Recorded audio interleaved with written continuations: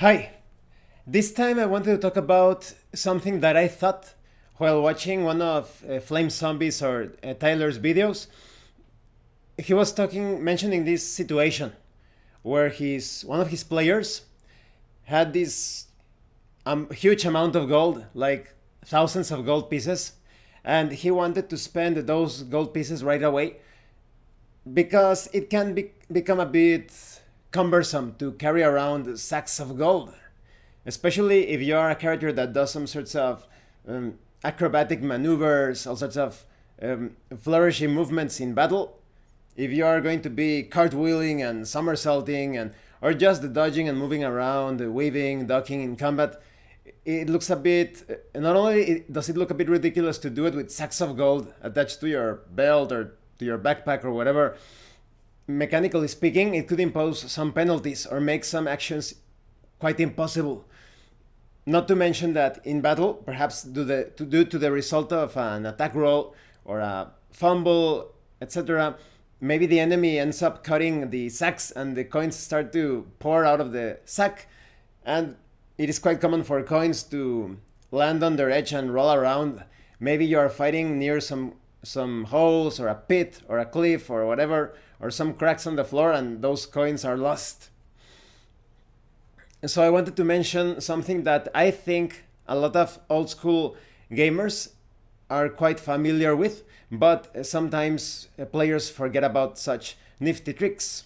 This is going to be especially useful when it comes to low fantasy medieval RPGs, or perhaps even high fantasy at the lower levels or lower tiers of power, when the player characters do not have access to different magical artifacts and spells that could allow the easy transportation of goods, loot, etc. When you have thousands of gold pieces and you don't want to carry them around, maybe you don't want to call too much attention. Maybe there are bandits, thieves, and they take a look at all of your gold and you're going to be a target. I would recommend that you purchase small portable pieces of art, jewelry. Look for the most expensive gems, statuettes, rings, necklaces, etc., and purchase them. And now you have all of that fortune easily stowed away in your pocket, perhaps in your belt pouch, inside of your backpack. It's so much easier to transport goods that way, or the valuables, rather.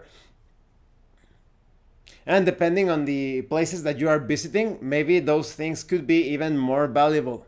Although there could be other instances where they are not as valuable. For example, if you have a particular statuette and you take it to a place where the artist who sculpted that statuette has some sort of notoriety or renown, or such objects are quite valuable, perhaps you can sell it for even more. But in other places, perhaps that is not customary. The artist is somewhat unknown. They don't value those art pieces as much. Maybe the value will suffer, but it's still quite practical to carry around your valuables like that. It's also a great idea to enchant the items to increase their value. Maybe you have an enchanter, a wizard, any sort of specialized class in your party. Now you can take that statuette, that ring, that necklace, and you can cast a spell on it. You can increase its value. And because it's something that the character can use for perhaps relatively low cost, in some cases no cost at all, now you can increase the value. You can sell that item that you purchased for 2,000 gold, perhaps 2,000 gold and 500 silver pieces more, or it depends. Imagine you have your statuette and the wizard or whatever in the party made it so that the statuette actually animates, grows in size, and animates and becomes a sort of golem. So you could go to a rich guy's house or whatever, or his club, and you can sell this statuette. Look, it's worth so much money. It's for a collector's item. It would look great in your treasure room or museum. And if the some bandits, robbers, or whatever get into your museum or into your treasure room, the statue animates, grows in size, and becomes this sort of golem.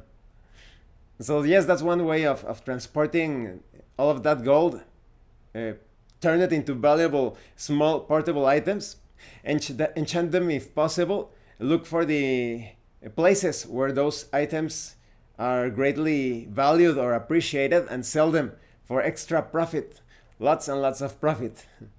So I hope this video was useful, informative, entertaining. Let me know your own thoughts on this. As always, thank you for watching my videos. Thank you for your likes and your comments. And thank you so much to those of you that are going the extra mile to support the channel. If anyone else wishes to further support the channel, the information on how to do that will be in the description below. And remember, it is better to roleplay and fail in character than not to roleplay and fail as a player. Once again, thank you, and see you later.